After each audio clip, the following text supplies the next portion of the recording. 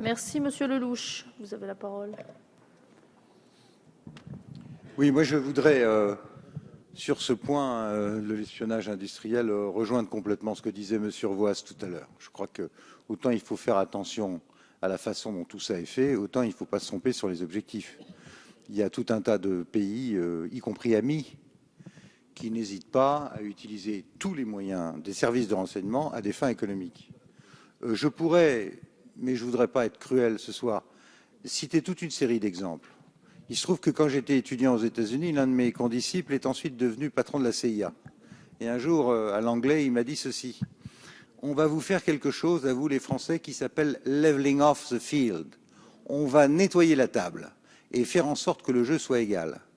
Donc, ils ont utilisé systématiquement les services de renseignement sur tout ce qui touche, par exemple, au domaine des commissions.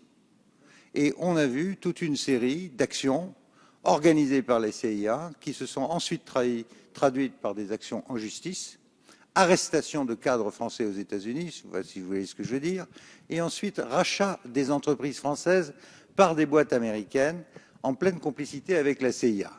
Ceci pour dire que dans cette compétition économique, la dernière chose à faire, c'est la naïveté, et je crois que cet alinéa est absolument essentiel et doit faire partie de l'intelligence économique dont notre pays a besoin. Donc là-dessus, il n'y a pas de doute. Quant à la protection des sources des journalistes, et je suis très sensible à cela pour avoir eu ma carte de presse dans une vie antérieure, elle est complètement protégée et sur ce point, la jurisprudence de la CEDH, elle est totale et elle s'applique pleinement au droit français.